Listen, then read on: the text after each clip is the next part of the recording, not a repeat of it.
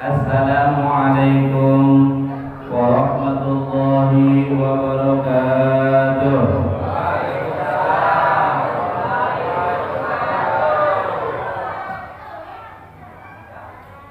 Bismillah, alhamdulillah. Wassalatu wassalamu ala rasulillah. Wala haula wala quwwata illa billah. Amma ba'du. Faqad qala ta'ala fi kitabihi al-karim, a'udzu billahi minasy syaithanir rajim. Bismillahirrahmanirrahim.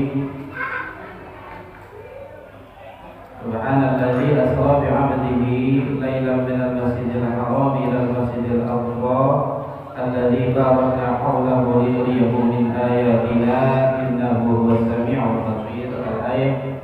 Subhanallahul 'azim wa sallallahu rasulun nabiyul habibul karim wa nahnu 'ala dzalika minasy syahidin wa syakirin walhamdulillahi rabbil alamin. Hadratul mukarramun wal mukarramun, para guru, para orang tua, para sepuh, tokoh masyarakat, tokoh agama, aparatur pemerintah Desa Sukaidah, wabil khusus yang sama-sama kita muliakan, Ketua DKM, Ketua DKM Masjid Jamiatul Iman, yaitu orang tua kita, guru kita, Bapak Guru Madun Ahmad Hidayat SPD, beserta keluarga. Kita doakan mudah-mudahan senantiasa Allah berikan panjang umur, sehat badan, selamat barokah hidup ya wal akhirah, amin ya rabbal alamin. Yang saya hormati guru kita Al-Mukarram Ustaz Suherman beserta jamaah mushola Az-Zahra.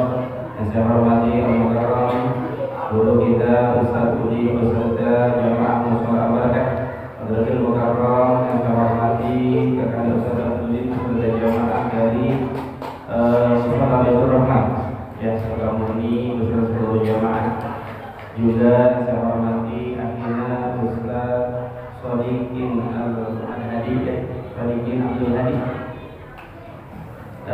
Juga saya hormati pengatur acara yaitu Bapak Nilan Maulana. Kalau saya lihat di situ itu sekretaris gitu ya, sekretaris DKM berarti. Alhamdulillah. Yang semuanya para orang tua, para sepuh yang mohon maaf tidak bisa kami sebutkan satu persatu, insyaallah tidak mengurangi rasa hormat dan takdim kami. Ibu-ibu juga yang di luar sana yang barangkali pada kesempatan malam hari ini sengaja hadir untuk mengikuti pengajian penutupan. Bu, penutupan ya Bu ya? Ibu-ibu, penutupan. Emang udah ditutup? Iya Bu ya. Tahu-tahu penutupan aja ya Bu ya. Kapan tahu pembukaannya? Termalam. Iya ya udah kayak gitu dah. Iya. Jadi penutupan pas sore-sore ya Bu ya. Iya. Baik. Iya. Puji serta syukur kehadirat ilahi Rabbi, salawat dan salam semoga tercurah kepada junjungan alam baginda Nabi besar kita Nabi Muhammad sallallahu alaihi wasallam. Bapak-bapak dan ibu-ibu, hadirin wal hadirat jamaah Masjid Jamiatul Iman dan juga dari berbagai majelis taklim dan mushola yang dimuliakan Allah Subhanahu wa taala. Alhamdulillah bahwasanya pada malam hari ini yang sudah sama-sama kita ketahui, tadi pembawa acara menyampaikan bahwa malam hari ini adalah malam penutupan pengajian bulanan. Jadi yang ditutup ini adalah baru pengajian bulanan, ya Bu ya, Bapak ya, pengajian bulanan karena memang ngajinya sebulan sekali gitu. Tapi yang mingguan jamaah tetap masih ya, insyaallah berapa minggu lagi mingguannya? 3 atau 4 minggu lagi ya? Iya, kayak teman. Kamu puasa enggak?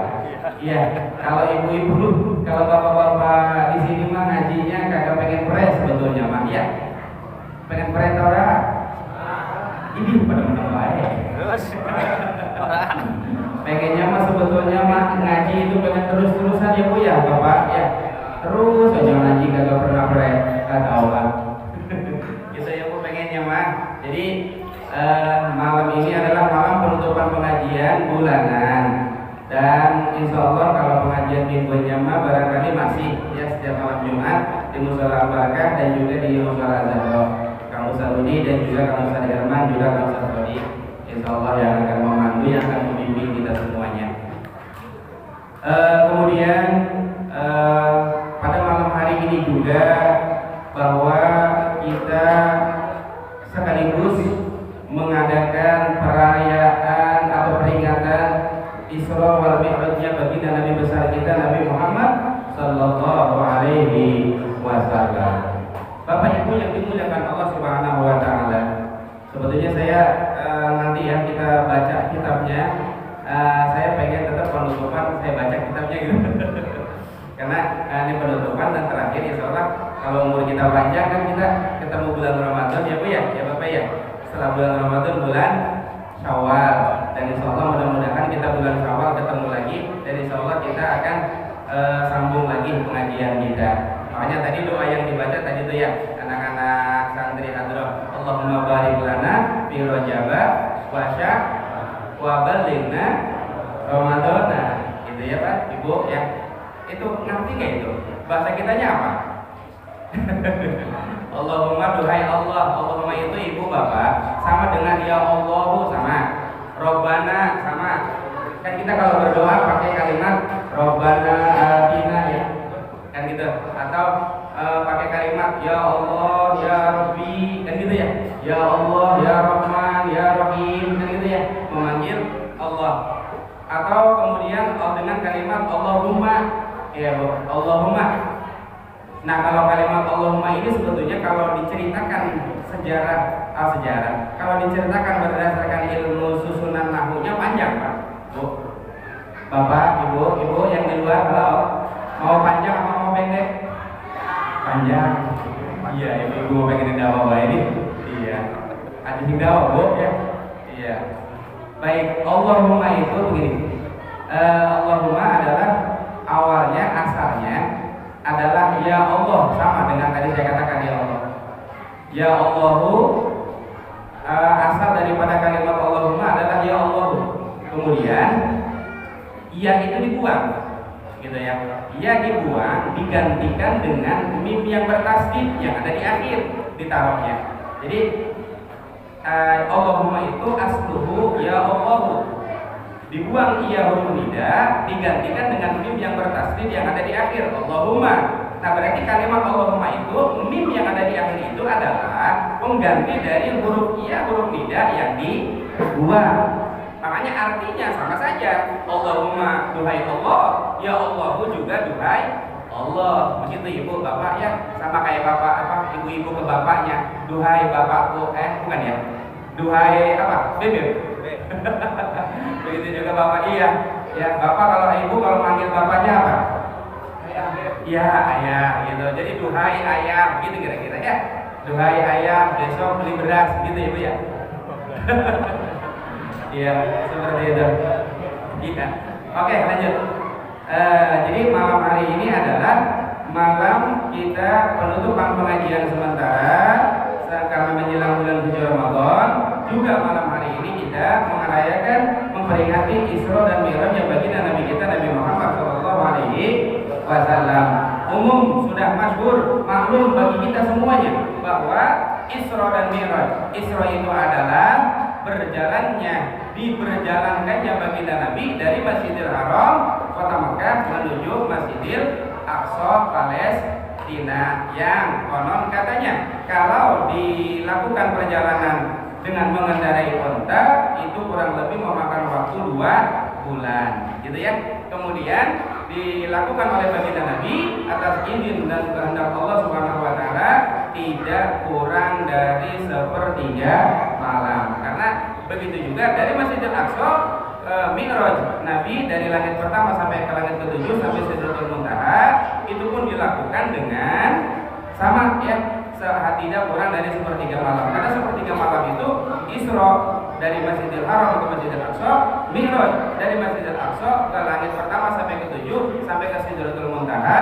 itu juga sama 1/3 malam. Artinya 1/3 malam itu 2, Isra dan Mi'raj. Yang kesimpulan akhirnya adalah di mana Isra dan Mi'raj itu menerima perintah baginda Nabi kita, yaitu perintah sholat, sudah masyhur. Maka tadi saya katakan sudah masyhur, sudah umum, sudah sering bapak-bapak dan ibu mendengar, gitu ya. Sudah masyhur, sudah umum, bapak ibu mendengar bahwa Isra dan Mi'raj itu adalah Rasulullah dipanggil oleh Allah untuk menerima perintah.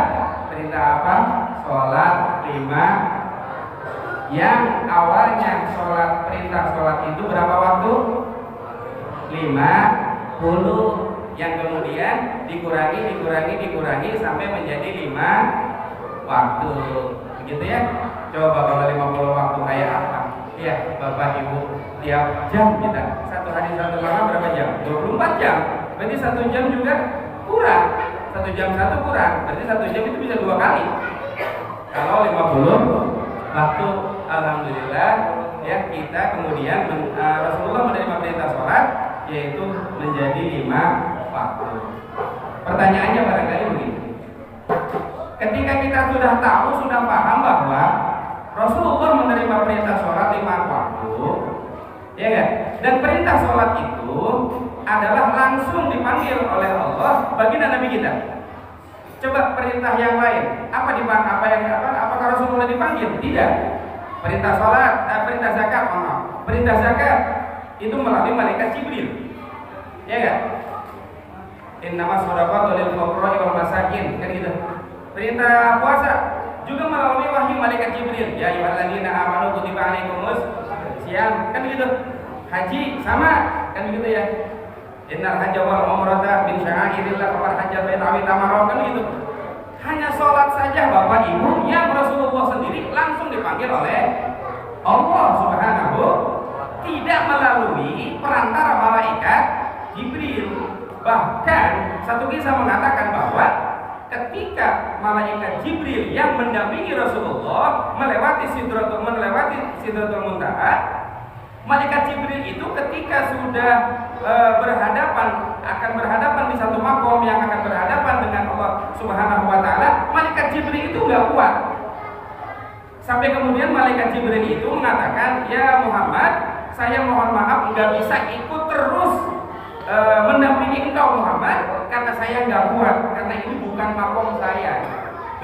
Sehingga akhirnya baginda Nabi kita hanya sendiri berhadapan dengan Allah Subhanahu wa taala. Bapak Ibu itu seperti ini. Makanya tadi saya katakan Isra dan Mi'raj itu adalah Rasulullah dipanggil oleh Allah untuk menerima perintah, yaitu sholat yang 5 waktu. Mengapa demikian? Karena ibadah yang paling pokok, ibadah yang paling utama, ibadah yang akan bisa mengendalikan ibadah-ibadah yang lain adalah ibadah sholat. Mengapa saya katakan bisa mengendalikan ibadah-ibadah yang lain? Karena ibadah yang lain itu tergantung sholat, Pak, Ibu. Ya nggak? Tergantung sholat. Nanti di akhirat, ini juga udah pasti sering mendengar Bapak Ibu ya. Nanti di akhirat itu pertama kali yang akan dihisab itu adalah soal sholat, yang akan ditanya adalah soal sholat, yang akan diminta pertanggungjawaban adalah soal sholat. Semuanya udah paham, ngerjainnya tahu. Iya nggak? Hati-hati nih. Peringatan Isra dan Mi'raj pada malam hari ini mudah-mudahan ya bisa menimbulkan hidayah, bisa mengantarkan hidayah, bisa mendapatkan hidayah kita semua untuk bisa melaksanakan ibadah sholat 5 waktu. Jangan sampai kita tinggalkan. Kemudian ketika Rasulullah ketika nanti di akhirat yang akan dihisab, yang akan ditanya adalah sholat. Ketika sholat itu baik, maka seluruh amalan yang lain juga baik. Ketika ibadah sholatnya enggak baik, apalagi ditinggalkan, ya, apalagi bolong-bolong kan gitu ya, atau loncat-loncatan, bisa dapat subuh lewat, zuhur kena, asar lolos, misalnya begitu, alhamdulillah, apalagi yang lolos semuanya. Maka ketika itu tidak bisa dilakukan, maka amalan yang lain pun mohon maaf, nggak bakalan bisa, nggak bakalan dapat, nggak bakalan kena. Makanya dari sini dulu, dari proses awal menerima perintah sholat saja itu sudah bisa kita pahami. Berarti Rasulullah menerima perintah sholat itu tidak melalui malaikat Jibril. Mengapa? Karena tingkatan ibadah sholat itu di atas segala-galanya. Perbedaan ya manusia dan Islam, ciri Islam Islam dan dengan orang kafir itu adalah tentang dia sholat kan gitu. Makanya di dalam sholat itu kan ada istilah harus istinja, ada istilah harus bersih suci dari hadas kecil dan juga hadas besar. Kan itu yang membuat perbedaan manusia dengan selain manusia kan gitu ya, manusia muslim dan non muslim begitu kira-kira. Itu perbedaannya di situ. Kita mengapa ada istinja ya, minal bauli wal ghaid misalnya kan begitu. Istinja kemudian kita ada wudu, nawaitul wudu ada rabbil alamin kepada Allah Taala. Mengapa demikian? Karena kita mau sholat. Kalau memang kita nggak mau sholat, ngapain kita istinja bauli wal ghaid? Nggak usah. Iya nggak? Nawaitul istinja li rabbil hadasil bauli wal ghaid. Saya niat istinja menghilangkan buang air kecil dan hadas buang air besar. Bisa nggak itu? Niatnya mohon. Eloknya tuh alam menguyu atau ngisi cewek lembung. Waduh. Hati-hati repot gitu. Hati-hati ya, niat saya niat menghilangkan hadas kecil yaitu buang air kecil dan hadas buang air besar. Kalau bahasa Arabnya tadi nawaitul istinja rabbil hadasil bauli uyuh wal ghaidi buang air besar. Fardholillahi ta'ala. Makanya itu wajib. Kenapa? Karena kita mau sholat. Kan gitu. Coba kalau kita nggak mau sholat udah nggak usah. Ya nggak? Kalau kita nggak mau sholat nggak usah. Bawa di wal ghaid istinja nggak usah. Gitu. Makanya itu menjadi wajib karena kita mau sholat. Makanya wudu menjadi wajib karena kita mau sholat kan gitu. Kalau kita nggak mau sholat kan kita nggak mungkin wudu. Itu perbedaan. Itu maksudnya seperti itu. Jadi sehingga ketika Rasulullah mendapat perintah sholat dari 5 waktu, maka ibadah sholat itu sudah maklum, sudah masyhur menjadi salah satu ibadah yang paling utama, ibadah yang paling pokok. Bahkan dalam hadis sering ya kita mendengar barang siapa yang mengerjakan sholat, mendirikan sholat, maka dia termasuk orang yang menegakkan agama kan gitu ya. Barang siapa yang tidak melaksanakan sholat, maka dia termasuk orang yang meruntuhkan, merobohkan agama. Kira-kira begitu ya. Udah masyhur itu kan. Kan gitu ya. As-sholatu imaduddin, waman aqamaha faqad aqamadin, waman tarakaha faqad hadamadin. Jadi orang Islam itu nggak usah nyari kambing hitam yang akan menghancurkan orang Islam. Tanya kepada diri kita sendiri. Kalau kita memang orang Islam berarti kita harus sholat. Kalau kita mengaku orang Islam tapi nggak sholat, secara tidak langsung kita gitu. Seperti itu Bapak Ibu yang dimuliakan Allah Subhanahu wa taala. Baik, kemudian sedikit saya ingin menyampaikan bahwa peristiwa Isra dan Mi'raj itu ya, di samping sudah maklum, sudah masyhur bahwa di tahun itu Rasulullah ditinggalkan oleh orang-orang yang dicintai, yaitu istri beliau yang bernama Siti Khadijah dan juga paman beliau yang selalu mendampingi beliau yang menjadi perisai backup backup beliau, yaitu Abu Thalib ya, paman beliau. Kedua orang ini ya, Abu Thalib dan Siti Khadijah. Abu Thalib keturunan Quraisy kan gitu ya, paman baginda Nabi. Kemudian Siti Khadijah adalah orang kaya. Baginda Nabi sampai saat tahun tersebut tidak dibunuh oleh orang kafir karena melihat pamannya dan si istrinya yang bernama Siti Khadijah. Kan biasa kita kalau lihat orang kaya kan segen, ya kan? Karena punya si istri Siti Khadijah, orang kaya raya, Pak, Ibu, orang kaya raya. Jadi karena dia orang kaya raya, sehingga baginda Nabi memperistri Siti Khadijah dan kemudian orang kafir itu melihat tentang kekayaan Siti Khadijah. Dan begitu juga Abu Thalib, orang yang paling mulia keturunan di Mekah pada saat itu adalah keturunan daripada Abdul Muthalib. Jadi sehingga keturunan itu masih ada Abu Thalib, maka Rasulullah tidak terbunuh. Tapi kemudian pada tahun itu kedua orang tersebut dipanggil oleh Allah Subhanahu wa taala yang kita kenal dengan Amul Hazan ya, tahun kesedihan atau tahun kesusahan. Sehingga barangkali sebetulnya bukan semata-mata Rasulullah itu kemudian diberikan hiburan. Rasulullah itu gak butuh hiburan. Ya kan? Ada yang mengatakan Rasulullah kemudian dihibur karena pada saat itu ditinggalkan oleh dua orang yang sangat dicintai kan begitu. Isra dan Mi'raj, bepergian. Emang orang kita kayak kita butuh hiburan. Lah kagak Rasulullah, ya kan? Enggak, ya enggak seperti itu. Jadi mungkin sehingga Rasulullah melaksanakan Isra dan Mi'raj itu alasan yang pertama barangkali yang umum sudah kita dengar.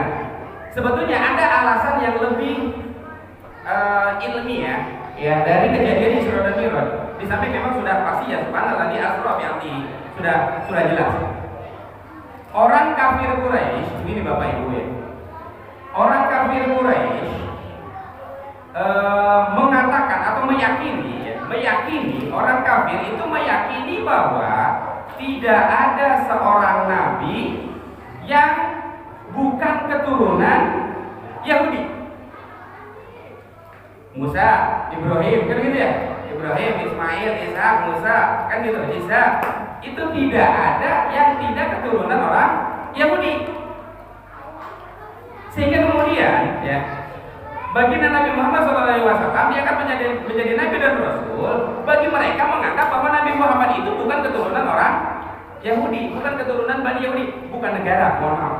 Ini Bani Yahuda, ya keturunan dari Nabiullah Ibrahim alaihi salam. Hati-hati, bukan Yahudi sebuah negara, mereka keturunan. Kemudian mereka yakin bahwa Nabi Muhammad itu bukan keturunan orang Yahudi, bukan. Lahirnya aja di Mekah, kan gitu ya. Lahirnya aja di Mekah. Sampai kemudian begini. Kalau memang Nabi Muhammad itu bukan orang Yahudi, ya enggak? Mana mungkin dia tahu bahwa sebelum Mekah ada masjid yang dimuliakan. Selain Masjidil Haram maksudnya ya, ada masjid yang namanya Masjidil Aqsa di Palestina. Gak bakalan tahu Muhammad itu Masjid Al-Aqsa di Palestina, gak bakalan tahu. Orang dia bukan orang Yahudi, orang dia bukan keturunan Yahudi, ya kan dia orang Mekah. Masjid Palestina itu adanya di mana? Masjid Al-Aqsa Palestina itu adanya di mana? Pasti Muhammad gak bakalan tahu, kan gitu. Dan berapa pintunya pasti Muhammad gak bakalan tahu. Makanya Muhammad itu bukan nabi, begitu maksudnya. Jadi orang kafir itu mengatakan bahwa dengan Muhammad dilahirkannya di Mekah dan bukan keturunan Yahudi menurut mereka, maka dianggap Muhammad itu bukan nabi, begitu kira-kira. Sampai kemudian terjadilah Isra Mi'raj, kan gitu. Karena kuasa Allah. Karena kan buat Allah mah gampang, pengen tahu Masjidil Aqsa mah, ya enggak? Enggak butuh habis sebulan 2 bulan, semalaman selesai. Ya enggak? Semalaman selesai. Masjidil Aqsa, ya enggak? Sampai kemudian orang kafir Quraisy, masa iya Muhammad dari sono, kan gitu. Masa iya Muhammad dari sono, dan diceritain sama Nabi Muhammad bahwa Masjidil Aqsa itu pintunya ada sekian, kan begitu ya. Terus ciri-cirinya sekian, Masjidil Aqsa itu sekian. Bahkan ada di perjalanan ada satu rombongan kabilah, kan gitu ya, pedagang ketemu dan bercerita bahwa benar dia ketemu Muhammad dan Muhammad ketemu orang itu. Banyak bukti-bukti tanda-tanda yang bahwa Muhammad itu betul-betul dari Masjidil Aqsa Palestina. Begitu kira-kira ya. Itu maksudnya penjelasan tentang kenapa peristiwa Isra dan Mi'raj itu harus dilakukan oleh baginda Nabi Muhammad SAW. Karena memang orang kafir Quraisy tetap meragukan, karena memang mereka makan kagak percaya, ya enggak? Kagak percaya bahwa baginda Nabi Muhammad itu adalah seorang nabi, itu intinya. Bahkan padahal bukan, walaupun Nabi Muhammad dilahirkan di kota Mekah, tapi tetap baginda Nabi Muhammad itu adalah keturunan daripada Nabiullah Ibrahim alaihi salam. Dibuktikan bahwa Nabi Ibrahim pernah singgah di kota Mekah dan mendirikan Ka'bah Baitullah, dan dibuktikan bahwa ada makom tempat Nabi Ibrahim berdiri, kan gitu ya. Nabi Ibrahim meninggalkan Ismail di situ, ya enggak, beserta Ibu Hajar yang menjadi pedoman bagi kita untuk melaksanakan ibadah haji, ya kan? Tawaf, sa'i, kan gitu ya. Nah, itu kan perjalanan dari Nabiullah Ibrahim beserta perjalanan Nabiullah Ismail beserta Ibu Hajar, dan itulah garis keturunan kemudian baginda Nabi kita Nabi Muhammad SAW. Artinya bahwasanya Nabi Muhammad itu sama seperti nabi-nabi terdahulu. Sehingga bagaimana Nabi Muhammad bisa tahu bahwa Nabi Muhammad itu sama dengan nabi-nabi terdahulu? Peristiwa Isra dan Mi'raj Isra Nabi Muhammad betul mengetahui persis tentang posisi letak Masjidil Aqsa Palestina, juga Nabi Muhammad berjumpa dengan para nabi-nabi terdahulu di langit, ya kan? Ya kan? Nabi Muhammad kan ceritakan Nabi Ibrahim, Nabi Adam, Nabi Idris, semuanya ketemu, Nabi Musa, Nabi Isa. Berarti kan Nabi Muhammad mengikuti daripada perjalanan nabi-nabi terdahulu. Artinya itu menjadi satu bantahan bahwa orang kafir Quraisy itu ternyata salah. Gitu. Nabi Muhammad hafal persis tentang Masjidil Aqsa. Nabi Muhammad hafal persis tentang siapa itu Nabi Musa, siapa itu Nabi Ibrahim, siapa itu Nabi Ismail, siapa itu Nabi Isa. Karena bertemu langsung. Iya kan? Karena Nabi Muhammad ketemu langsung dengan nabi-nabi terdahulu. Itulah hebatnya Allah Subhanahu wa taala, dan Allah berikan kepada Nabi Muhammad sallallahu alaihi wasallam melalui peristiwa Isra wal Mi'raj-nya baginda Nabi kita Nabi Muhammad sallallahu alaihi wasallam. Yang tadi ayatnya yang dibaca, subhanalladzi asra bi 'abdihi lailan minal masjidil haram ila masjidil aqsa alladzi barakna hawlahu linuriyahu min ayatina innahu huwas samiul basir. Bapak-bapak dan ibu-ibu yang dimuliakan Allah Subhanahu wa taala, berkaitan dengan tentang Isra dan Mi'raj, kesimpulan daripada akhir daripada peristiwa Isra dan Mi'raj itu yang tadi sudah saya sampaikan, bahwa adalah tentang perintah ibadah sholat. Udah begitu saja. Isra Mi'raj itu apa sih? Sholat 5 waktu, selesai. Itu orang deh. Isra Mi'raj itu apa? Sholat. Ya kan? Isra Mi'raj itu apa? Sholat. Itu orang deh. Begitu saja. Ya. Isra Mi'raj itu sholat. Udah selesai. Sekarang tinggal belajarnya aja, sholatnya bagaimana, yang baik itu bagaimana, kan gitu. Udah begitu saja. Ada Kang Rudi, ada Kang Ustaz Herman, kita ada Kang Ustaz Sodik, semuanya para guru-guru yang menyampaikan pelajaran.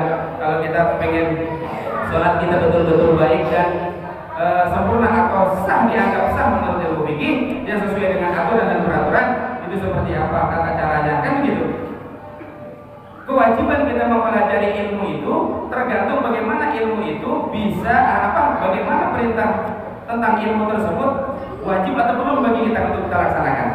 Contoh begini, ketika kita belum mendaftar ibadah haji, maka kita tidak wajib mempelajari ilmu haji.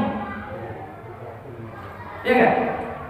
Ketika kita belum mendaftar haji, maka kita belum wajib mempelajari ilmu.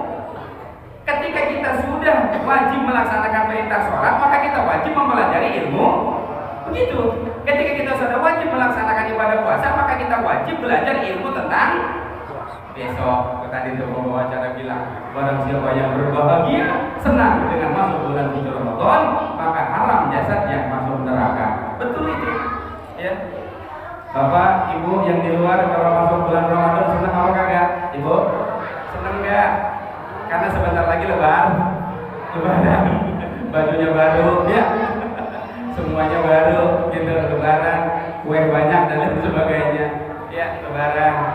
Jadi, lebaran iya, tapi yang paling utamanya adalah puasanya, ibu, ya, bapak, ya, puasanya, tarawehnya, jangan kayak di tempat saya, taraweh cuma seminggu doang penuh, terus orangnya mah kagak, kosong. Di sini mah enggak kayaknya, enggak beda. Begitu ya. Sama. Kirain beda, di sini mah penuh terus sampai ke latar-latar sono depan. Kagak ya? Ya seperti itu barangkali. Jadi ya, tadi saya katakan, saya ulang. Ketika kita wajib menjalankan perintah Allah, maka wajib pula mempelajari ilmunya. Ketika kita belum mendapatkan perintah Allah atau kita belum melaksanakan, belum akan matang seperti tadi haji, maka kita gak wajib belajar ilmu haji. Paham gak? Ya bedanya ketika kita bukan muzaki, ya kita gak wajib belajar ilmu zakat. Iya, gitu. Aneh ya? Gak usah aneh, tenang aja. Kalau seperti itu ya. Jadi maksudnya bagaimana? Maksudnya adalah agar ketika kita melaksanakan ibadah sholat, kan kalau sholat itu semuanya wajib. Orang yang nggak wajib melaksanakan ibadah sholat itu cuma dua. Yang pertama, tidur total. Yang kedua lupa. Itu nggak wajib pada saat itu, tapi ketika bangun tidur kemudian wajib. Ketika lupa ingat maka dia wajib, gitu ya. Ini yang udah mukallaf, yang udah tamyiz dan mukallaf kan gitu. Dasarnya kan dari situ. Balik, tamyiz, mukallaf itu berbeda. Ada balik, ada tamyiz, ada mukallaf. Tamyiz belum tentu balik, ya enggak? Balik belum tentu mukallaf. Kalau mukallaf sudah pasti iya tamyiz, iya balik. Paham nggak? Itu baru gimana? Mukallaf itu iya tamyiz, iya balik pasti. Namanya mukallaf. Kalau tamyiz saja itu belum tentu mukallaf. Satu-satu. Tamyiz itu apa? Tamyiz itu adalah anak yang mengerti cara hidup. Itu namanya tamyiz. Bisa makan sendiri, minum sendiri, kan gitu. Kemudian mandi sendiri, pipis, mohon maaf BAB bisa sendiri. Itu namanya tamyiz. Belum balik, di bawah 15 tahun. Balik itu apa? Balik itu laki perempuan usia 15 tahun, ya kan? Perempuan di bawah 15 tahun sudah head, 10 tahun, 11 tahun perempuan head, balik. Laki-laki atau perempuan di bawah 15 tahun sudah mimpi basah, balik. Itu balik. Makanya tadi kalau sudah balik dan sudah tamyiz, pasti dia mukallaf. Mukallaf itu orang yang sudah wajib melaksanakan perintah. Kayak kita sekarang nih. Besok sholat, ya mukallaf wajib. Besok Ramadan, yang kagak puasa Ramadan berarti enggak mukallaf. Itu. Apakah dia belum balik? Apakah dia memang baru tamyiz? Belum mukallaf. Jadi kalau besok ada orang puasa Ramadan, kagak puasa Ramadan, berarti itu masih bocah. Dulu balik, ya kan? Karena belum mukallaf katanya, kan gitu. Padahal umurnya masih tua. Iya, gitu. Iya, contohnya begitu ya Bapak Ibu ya. Tolong dipahami ini seperti itu. Jadi itu perbedaannya ya. Jadi ada tamyiz, ada balik, ada mukallaf. Itu berbeda-beda. Mukallaf pun nanti ya itu bisa terbantahkan lagi. Betul sudah balik, betul sudah tamyiz, tapi dia tetap tidak mukallaf. Seperti apa? Akalnya terganggu. Pengedan. Wajib puasa, orang. Ya kan stres, akalnya terganggu. Kan begitu. Umur 20 tahun balik dulu. Balik. Umur 20 tahun sudah tamyiz belum? Tamyiz. Tapi akalnya keganggu. Mukallaf atau tidak? Ya tidak. Kan gitu. Ya, gitu paham ya? Oke, itu tentang ilmu yang harus kita pahami ketika kita akan melaksanakan ibadah perintah Allah. Maksudnya begini. Ketika kita mau melaksanakan sholat, maka kita harus belajar tentang ilmu sholat. Ketika kita akan melaksanakan puasa, maka kita harus belajar tentang ilmu puasa. Begitu juga, ya besok apalagi sholat tarawih dan lain sebagainya tuh. Hati-hati sholat tarawih itu, ya. Bagaimana cara kita melaksanakan ibadah sholat tarawih? Ada witir, kan gitu ya. Ada di situ banyaklah pekerjaan-pekerjaan yang harus kita pahami. Oleh karena itu, ada beberapa minggu lagi nih pengajian mingguan. Kang Ustaz Irfan dan Kang Ustaz Udi nanti akan menyampaikan tanya tuh kaitan tentang sholat tarawih, kaitan tentang witir, kaitan tentang 20 witir gitu.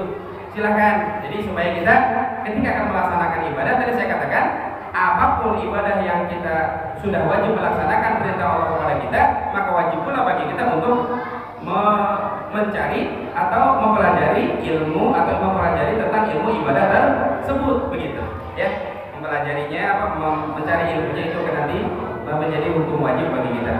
Baik Bapak-bapak dan Ibu-ibu yang dimuliakan Allah Subhanahu wa taala, agar pengajian kita benar kita tutup ya sampai nunggu bulan akan datang. Saya tetap pengen baca kitab Nasaihul Ibadnya. Jadi saya sudah sampaikan penutupan, iya udah, Isra Mi'raj udah, baru sebentar kan gitu ya. Sekarang saya pengen baca kitab Nasaihul Ibad yang biasa kita baca setiap pengajian bulanan. Gak apa-apa Ibu ya? Ibu, Bapak, gak apa-apa ya? Iya. Bikin aja bolong. Iya, ibu dijaga jam ini. Iya, sedih maning ya. Ya, sedih maning. Saiki kita baca kitab sing wis rutin kita baca setiap bulannya. Soalnya obo penutupan je, bukan orang dibaca juga. Gimana ya? Kita baca baik ya. A'udzubillahi minasyaitonir rajim. Bismillahirrahmanirrahim. Qala al-mu'allif rahimahullah ta'ala wa tamanna bi yawmihi fi darin amin ya rabbal alamin. Barakala al-malaika ma'amala innaka antal alimul hakim wa barakna bainana wa baina qaumina bil haqqi wa tafadul fatihin wa rabbi shrah li sadri wa yassir li amri wa hlul 'uqdatam min yafqahu qawli. Bismillahirrahmanirrahim. Wa rawat Tirmidzi 'an Ibnu Umar wa anna Nabiy sallallahu alaihi wasallam qala wa rawat Muslim riwayatkan At-Tirmidzi sama Imam Tirmidzi an Ibnu Umar oleh riwayat saking Ibnu Umar anna Nabiyya setuhune Nabi Muhammad sallallahu alaihi wasallam qala ibu ucap ya Nabi. Hadis riwayat Imam Tirmidzi saking Ibnu Umar. Faslatani man kana tabihi katabahu Allahu syakiran sabiran. Faslatani utawi rong perkara. Mana utawi ini Bu ya. Hari ngaji mah. Pak Bu utawi Faslatani utawi rong perkara man iku utawi sapa wonge kang anta iku ana iya rong perkara bihi iku tetep ing dalem wong. Kata Allah maka nulis ing wong Allah sapa Allah syakiran ing wong kang bersyukur sabiran tur kang sabar. Wa man lam takuna bihi lam yaktubu Allahu syakiran wala sabiran. Wa man lam takuna lan nulis sapa wong kang ora ana iya dua perkara bihi tetep ing dalem wong lam yaktubu maka ora nulis bu ing wong Allah sapa Allah syakiran ing wong kang syukur wala sabiran lan ora ana wong kang sabar.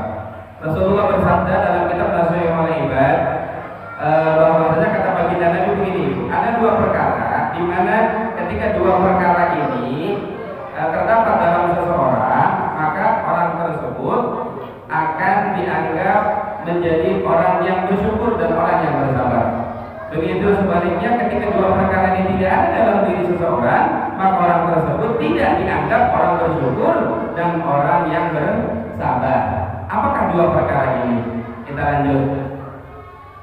Man nazara fi dinihi ila man huwa fawqahu faqad bihi wa nazara fi dunyahu ila man huwa dunahu fa hamidallaha ala ma fadalahu bihi alaihi kata Allah syakiran sabiran.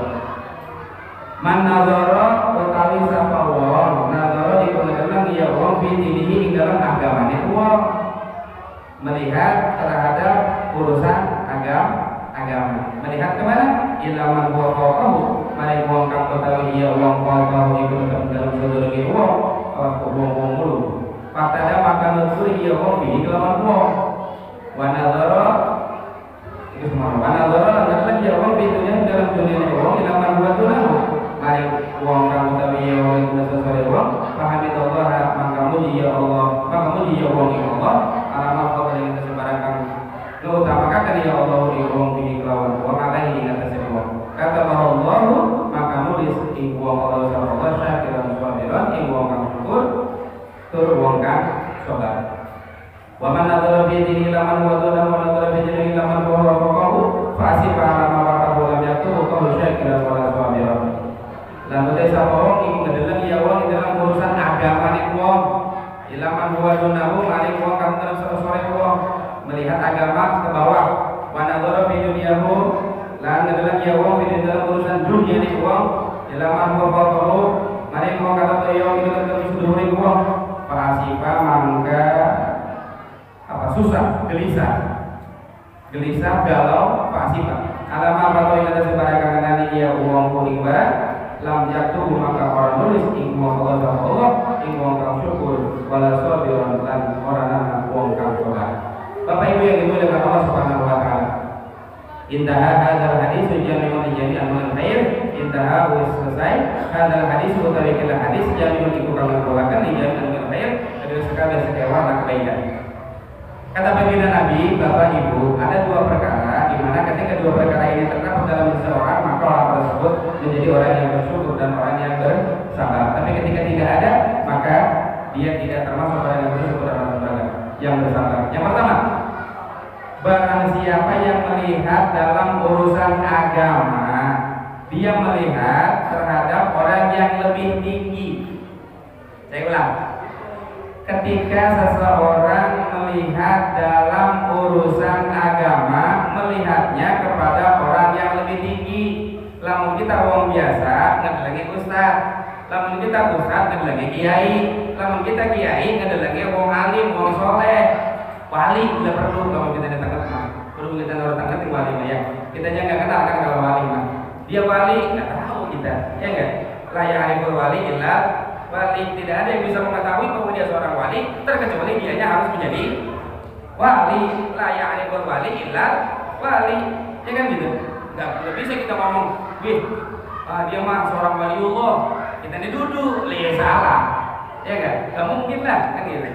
Yang tahu bahwa dia seorang wali, berarti dianya adalah wali. Yang tahu dia kekasih Allah, berarti dianya adalah kekasih. Wali itu kekasih. Bapak, Ibu, ya. Wali itu adalah kekasih. Apa sih, siapa sih kekasih? Kekasih itu adalah orang yang dicintai oleh Allah. Kan gitu. Gak mungkin Allah mencintai dia kalau dianya tidak mencintai Allah. Berarti dianya sendiri, apa dianya terlebih dahulu mencintai Allah, baru kemudian Allah mencintai dia. Kan gitu ya. Kita dulu yang cinta sama Allah, maka kemudian Allah cinta sama kita. Begitu. Barang siapa yang melihat kepada yang lebih tinggi dalam urusan agama, fakta bihi, maka dia ikutin. Kan kalau kita ngelihat ustaz, ngelihat guru, ngelihat kiai, begitu ya. Ih, dia mah rajin banget sholatnya, kan gitu ya.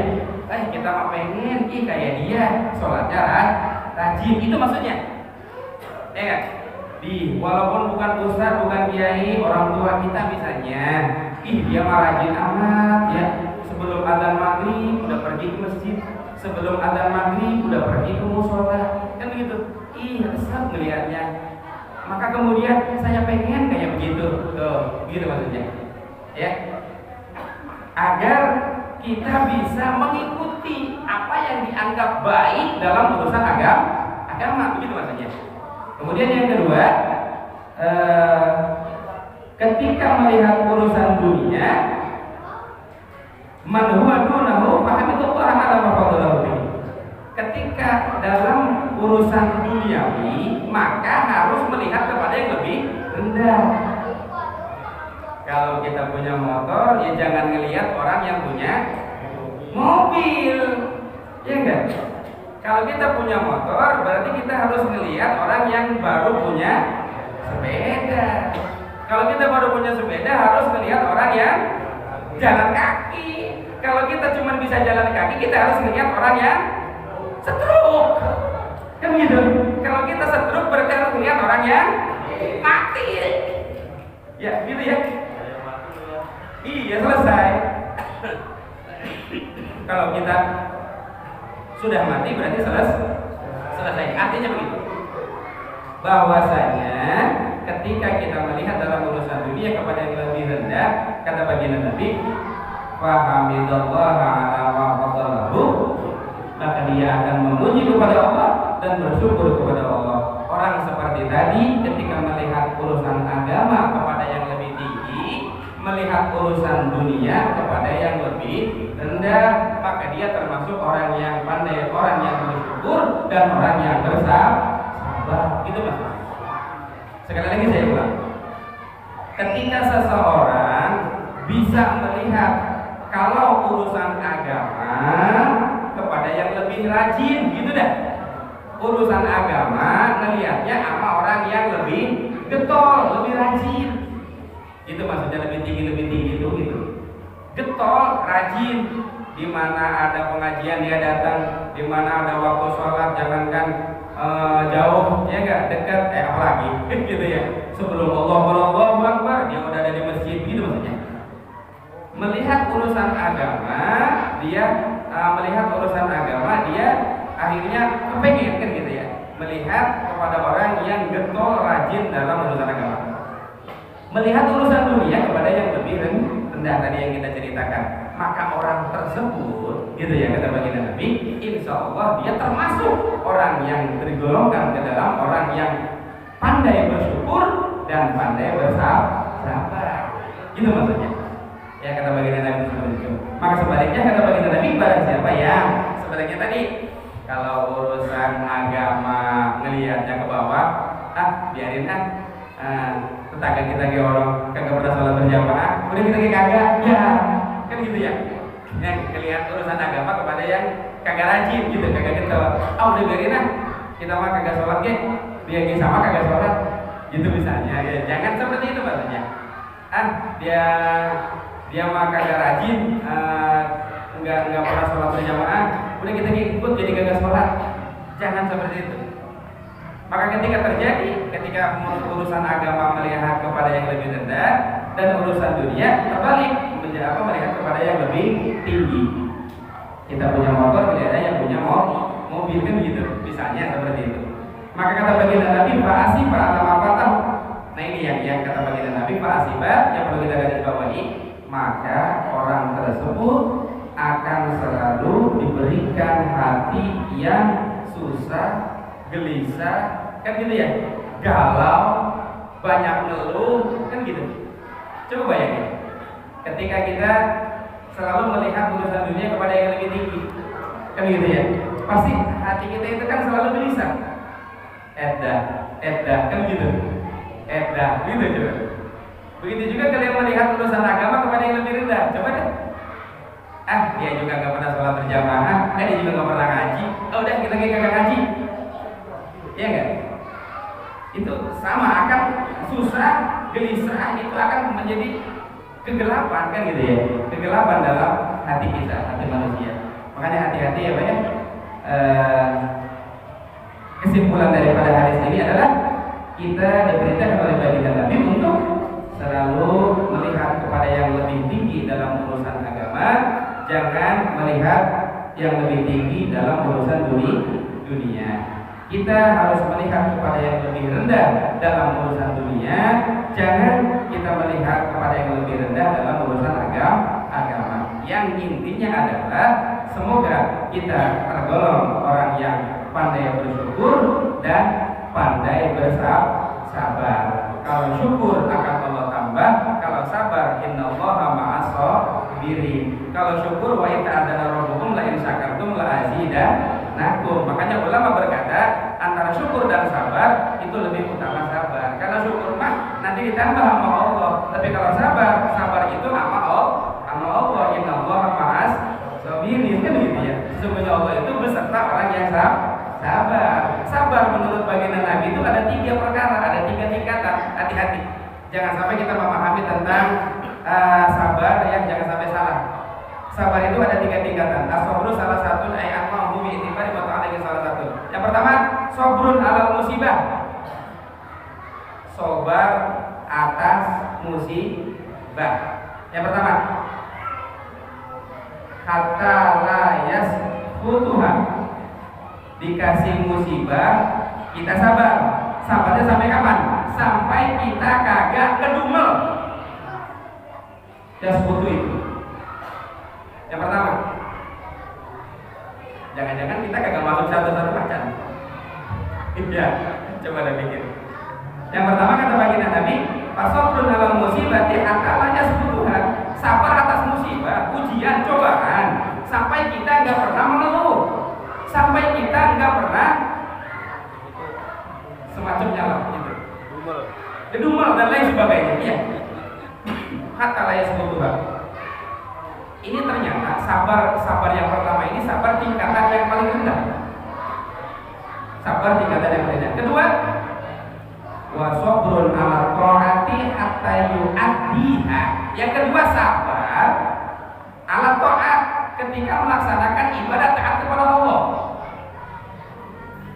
Hatta yu'addiha, sampai dia betul-betul bisa melaksanakan ibadah taat kepada Allah dengan sempurna. Nih contoh kayak begini, duduk dari habis isya sampai jam 10 nih kan, pantat panas, pinggang pegel, ya kan, sikil semutan, Mending masih semutan dulu nggak jalan. Ya nggak? Capek nggak? Capek. Butuh sabar nggak? Butuh. Gitu kan? Belum lagi sholat subuh, dingin dan lain sebagainya. Sabar. Tapi kemudian sampai bisa melaksanakan. Sabar untuk bisa melaksanakan taat sampai kemudian dia bisa melaksanakan dengan sempurna. Yang terakhir yang ketiga kata baginda Nabi, wasabrun alal ma'siyati, sabar ketika kita meninggalkan maksiat, hatta la yaqa'u biha, sehingga tidak terjadi perbuatan maksiat. Sabar meninggalkan maksiat sampai kita tidak melakukan perbuatan maksiat. Itu tingkatan yang paling tinggi. Ya. Ya tadi. Iya.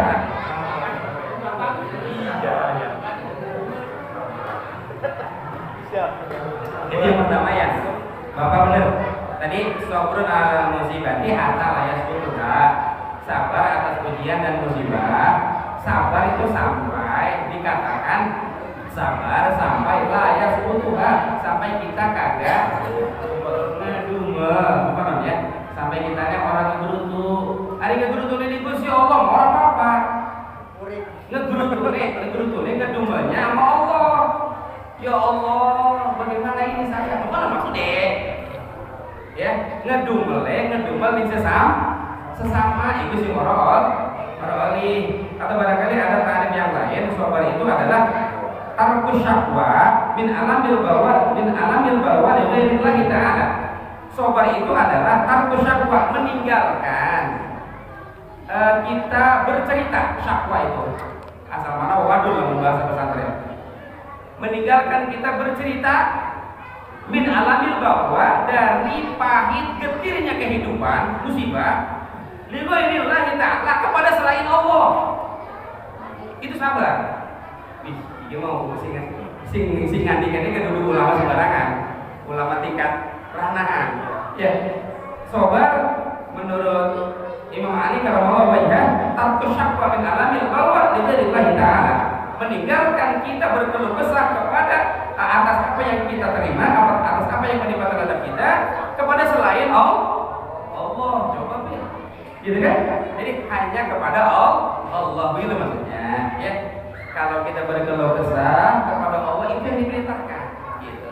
Allah itu pengen agar kita berkeluh kesah hanya kepada Allah. Kalau kita berkeluh kesah kepada selain Allah cemburu.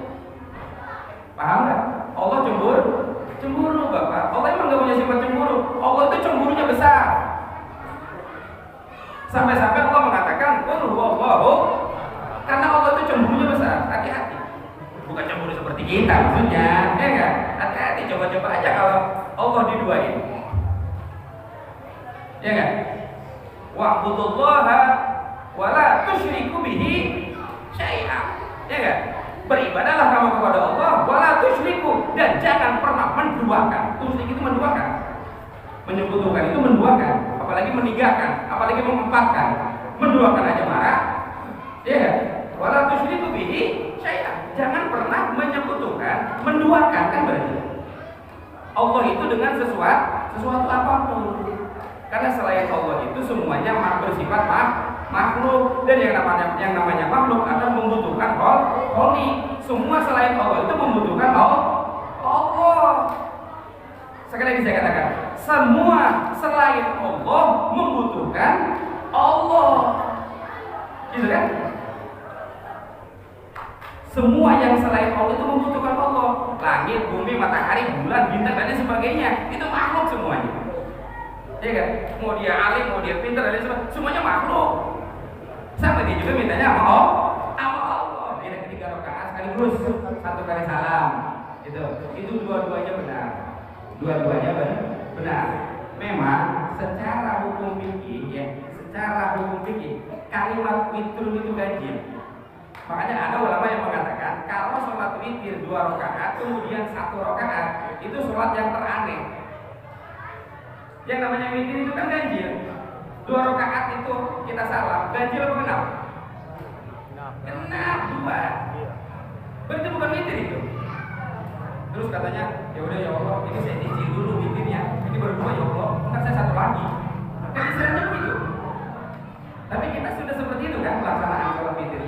2 rakaat salam, baru tambah lagi 1.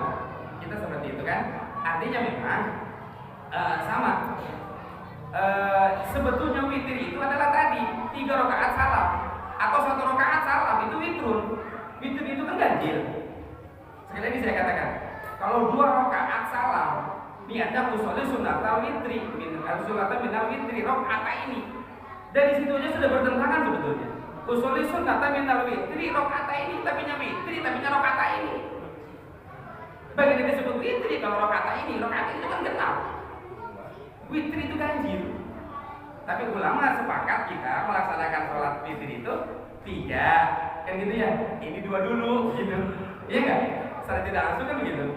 2 rakaat dulu, cicil kan zaman cicil kan. Artinya sah atau tidak? Sah. Jadi pertanyaan Bapak tadi sebetulnya mau 2 kali salam, ya 2 rakaat salam, 1 terakhir salam, nggak apa-apa. Mau 3 rakaat langsung 1 kali salam juga tidak. Gitu, seperti itu. Mau cuma 1 rakaat saja witirnya juga nggak apa-apa. Misalnya Bapak barangkali nemu ya siapa kita di sana 20 rakaat tarawih, misalnya nemu, terus witirnya cuma 1 rakaat, gitu. Boleh nggak? Boleh. Ya seperti itu. Terus witir setelah sholat tarawih witir, nanti kan sholat malam perlu witir lagi apa enggak? Mau witir lagi silahkan, enggak juga enggak apa. Ini banyak pertanyaan gitu. Ada yang kemudian witirnya enggak ikut berjamaah, kita antar malam witirnya, mending lemun tani, lemun orang molor baik. Wis witir berjamaah bareng-bareng lain sih. Yang kau pergi malam orang salat teman ya salat mani lain kan? Ya, molor baik wis. Aja ganti-ganti. Gitu. Ya, seperti itu. Ya, bagus, mantap. Ada lagi? Ampura. Mantap. Ya, seperti itu salat witir. Makanya witir itu ganjil seperti itu. Salat tarawih itu 20 rakaat ya. Ada barangkali yang nemu 10, kemudian 11 sama witir 1. Ya udah, jangan dipermasalahkan gitu ya. Yang penting semuanya masalah tarawih. Ya. Terus kalau pas lagi itu dia ada minta 2 rakaat dan minta 3 rakaat langsung. Saya bingung sebentar tergantung. Oh gitu. Gitu Bapak ya. Ya. Terus sholat tarawih itu sedang aja ya, sedang Bapak Ibu sholat tarawih sedang, terlalu cepat banget jangan, ya lambat banget juga jangan. Sedang aja ya. Sedang deh, sedang. Hati-hati. Oke. Ya seperti itu. Bapak Ibu yang dimuliakan Allah Subhanahu wa taala, sudah jam 10. Ya. Iya ini. Baik. Jadi kembali kepada kitab yang saya baca ini adalah bahwa ketika kita kata baginda Nabi, pada siapa yang melihat kepada urusan agama maka harus melihat yang lebih rajin, yang lebih getol, gitu ya. Kita lihat orang tua kita, guru kita, ustaz kita barangkali ada yang rajin, itu yang kita lihat, yang kita tiru, gitu maksudnya. Jangan ngelihat atau niru yang malas gitu ya. Jangan ngelihat atau niru yang malas, udah biarin yang malas mah. Jangan juga dikatain, mohon maaf ya. Mentang-mentang ada saudara tetangga kita malas, kita ngomong seenaknya, jangan. Paham ya? Insyaallah jangan. Nah terus begitu juga ketika kita dalam urusan dunia, jangan melihat kepada yang lebih tinggi ya urusan dunia. Lihatlah kepada yang lebih rendah. Artinya apa? Agar kita selalu bersyukur. Itu maksudnya ya. Bersyukur, sabar, Insya Allah itu akan menyelamatkan kita ya dari kehidupan dunia sampai akhirat. Begitu ya. Karena syukur dan sabar itu kuncinya. Bapak Ibu yang dimuliakan Allah Subhanahu wa taala, mungkin ini saja yang bisa dapat saya sampaikan. Mudah-mudahan bermanfaat khususnya untuk saya pribadi dan umumnya untuk ibu-ibu dan bapak-bapak semuanya, jamaah semuanya. Dan di akhir penutupan pengajian ini secara pribadi saya mohon dibukakan pintu maaf yang seluas-luasnya.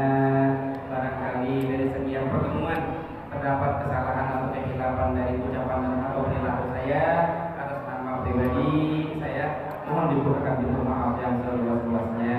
Dan ibu-ibu dan bapak-bapak juga semuanya sama, kita saling memaafkan satu dengan yang lain. Apalagi kita sebentar lagi masuk bulan suci Ramadan, mudah-mudahan kita diberikan panjang umur sehat badan sehingga bisa melaksanakan ibadah di bulan suci Ramadan. Amin ya rabbal alamin. Demikian yang dapat saya sampaikan. Mohon maaf. Akhirul kalam. Wassalamualaikum warahmatullahi wabarakatuh.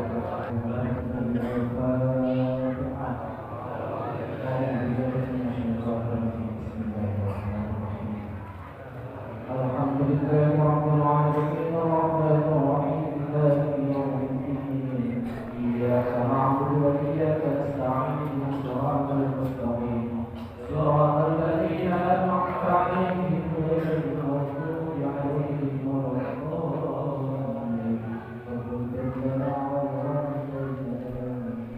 اللهم صل على سيدنا محمد وعلى آله وصحبه وسلم. الحمد لله